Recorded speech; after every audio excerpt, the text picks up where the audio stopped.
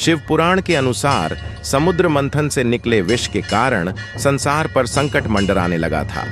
तब भगवान शिव ने सृष्टि की रक्षा के लिए उस विष को गले में धारण कर लिया।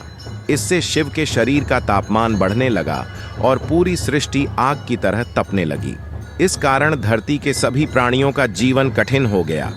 सृष्टि के हित में विष के असर को खत्म करने के लिए देवताओं ने शिव जी को बेलपत्र खिलाए। बेलपत्र खाने से विष का प्रभाव कम हो गया। तब से ही शिव जी को बेलपत्र चढ़ाने की प्रथा बन गई। मान्यता है कि यदि भक्त शिव जी का जलाभिषेक करें या बेलपत्र नियमित तौर पर चढ़ाएं तो वे भक्तों के सारे कष्ट दूर कर देते हैं। आइए जानते हैं शिव जी की पूजा में बेलपत्र और जलाभिषेक का महत्व और बेलपत्र चढ़ाने के कुछ नियम। भगवान शिव को बेलपत्र अर्पित करते समय ध्यान रखें कि 3 पत्तियों वाली बेलपत्र ही चढ़ाना चाहिए। बेल पत्तियां कहीं से भी कटी फटी ना हो या फिर उसमें कहीं छेद ना हो। कहा जाता है कि बेलपत्र कभी अशुद्ध नहीं होता, इसलिए पहले से अर्पित किए हुए बेलपत्र को धोकर फिर से शिव जी को चढ़ाया जा सकता है। शिवलिंग पर बेलपत्र चढ़ाने के लिए अनामिका, मध्यमा और अंगूठे का प्रयोग करना चाहिए। बेलपत्र भगवान शिव को हमेशा उल्टा चढ़ाया जाता है, यानी चिकनी सतह की तरफ वाला भाग शिव जी की प्रतिमा से स्पर्श कराते हुए ही बेलपत्र चढ़ाएं।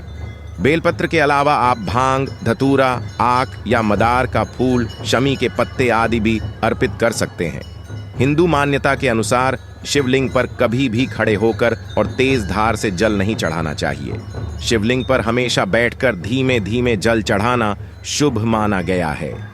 शिवलिंग पर जल चढ़ाने से पहले तांबे के लोटे में जल लेकर सबसे पहले भगवान गणेश जी को जल चढ़ाए, उसके बाद भगवान कार्तिकेय को जल चढ़ाए, फिर माता पार्वती और नंदी पर जल चढ़ाए। शिवलिंग में सबसे आखिरी में धीमे धीमे जल चढ़ाएं। दही और घी से भोग लगाने के साथ साथ शिव जी की प्रिय चीजों में मखाने की खीर भी शामिल है। आइए अब जानते हैं कि शिव जी की पूजा में क्या नहीं करना चाहिए।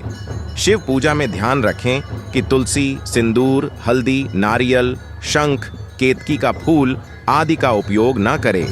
ये सभी वस्तुएं शिव पूजा में वर्जित हैं। हिंदू मान्यता के अनुसार शिवलिंग की जलहरी में कभी भी पूजा का सामान नहीं रखना चाहिए और न ही परिक्रमा करते समय जलहरी को लांघना चाहिए। शिवलिंग पर कभी भी टूटे हुए चावल नहीं चढ़ाए जाते क्योंकि ये अशुद्ध माने जाते हैं। केवल विवाहित पति पत्नी या कोई पुरुष ही शिवलिंग छू सकता है। कुंवारी कन्या द्वारा शिवलिंग को छूना अशुभ माना जाता है। आइए अब जानते हैं शिव जी पर शिवरात्रि के दिन कौन सी वस्तुएं चढ़ाने से क्या लाभ होता है। ऐसा माना गया है कि शिवरात्रि के दिन शिवलिंग का शहद से अभिषेक करने या इसे चढ़ाने से व्यक्ति को धन लाभ होता है। वहीं यह भी माना जाता है कि शिवरात्रि के विशेष अवसर पर शिवलिंग पर घी अर्पित करने से वंश में वृद्धि होती है। महाशिवरात्रि पर शिवलिंग पर सरसों का तेल चढ़ाना बहुत ही शुभ माना जाता है। ऐसा करने से व्यक्ति को ग्रह दोष से मुक्ति मिलती है। साथ ही शिवलिंग पर सरसों का तेल चढ़ाने से व्यक्ति के रुके हुए काम भी बनने लगते हैं। बेलपत्र को शिव जी की पूजा में जरूरी माना गया है। ऐसे में यदि आप महाशिवरात्रि के दिन शिवलिंग पर बेलपत्र चढ़ाते हैं तो इससे व्यक्ति के भाग्य में भी वृद्धि होती है।